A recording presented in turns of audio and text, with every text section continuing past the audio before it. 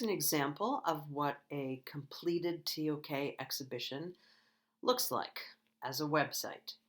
As you can see, this is from the class of 2023, and this introduction will not change. It explains what's on the website for anyone out there in the general public who clicks on this and wants to look at it. This is the introduction that explains what they're looking at.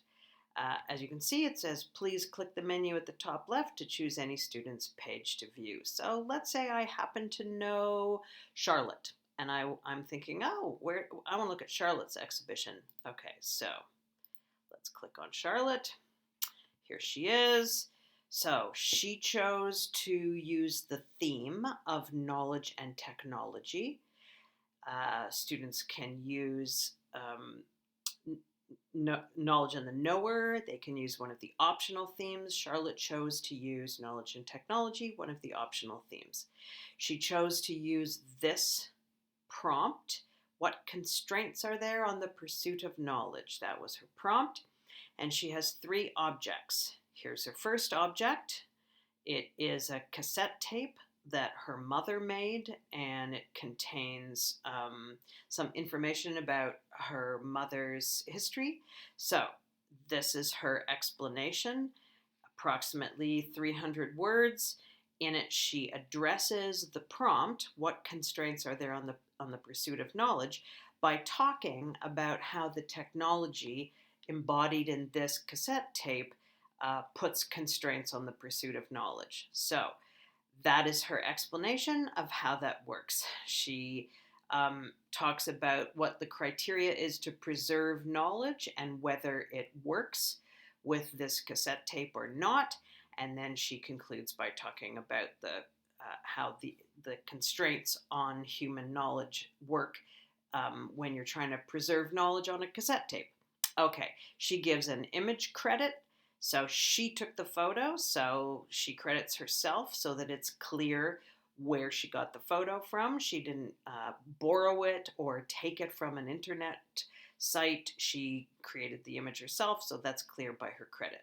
All right, she's got a second object. This one is not a physical object like the cassette tape was. This is a digital object. Again, she has given herself credit because she just took a screenshot. So her object is Google Translate. And again, she's going to use this particular translation that she put into Google Translate, and she's going to use it to talk about constraints on the pursuit of knowledge. Okay, so she's got her object. Here's her explanation. Again, it's around 350 words. Remember that your total word count allowed to you is 950 words.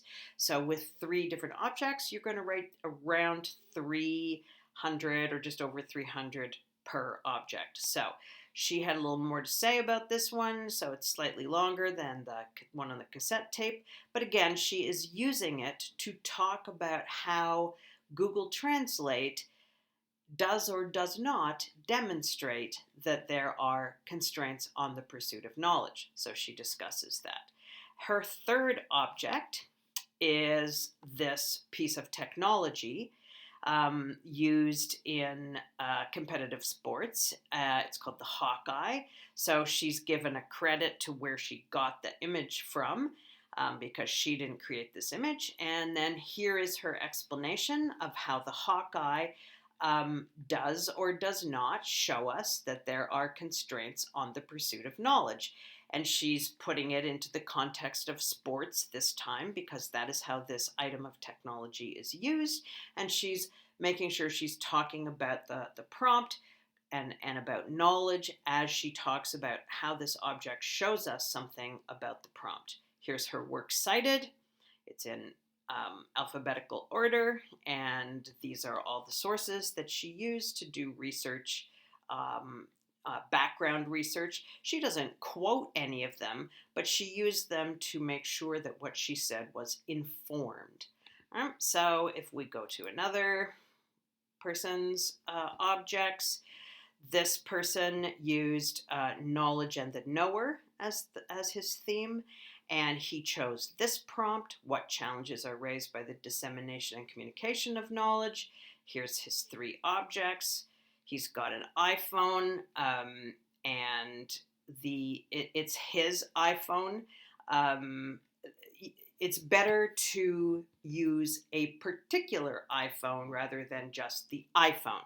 So he does talk about remembering his first iPhone, but he doesn't have that iPhone anymore, so he couldn't provide a picture of that actual iPhone. So beware of choosing an object that is so general that thousands of people or millions of people could own the same object. What you want is an object that is specific and particular. So it would have been better if he could say, this is my first iPhone, but that's not what he did. Okay, this is a song. So he's given us a particular song, and he's going to talk about how it communicates knowledge and what challenges are involved in that.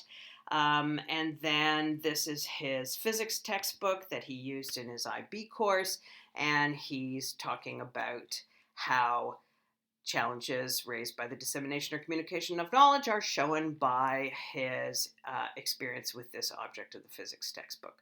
Okay, so again, I would say that this is a fairly general thing, and he has written in the first person, you'll notice, and that is fine, because he's talking about his experience with the communication of knowledge through the textbook. But I would just say that it is much better to choose an object that is specific, that isn't an object that thousands or millions of other people also have, like the iPhone, or even the physics textbook is okay if you can put it into a particular context and say, this is the one I used in my physics class, or even like show us a chapter from the physics textbook in order to make your point.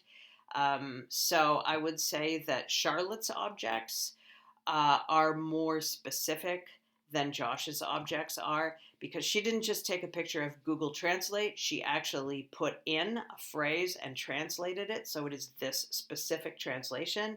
And then she talks about that specific translation when she discusses how the object shows us something about the prompt.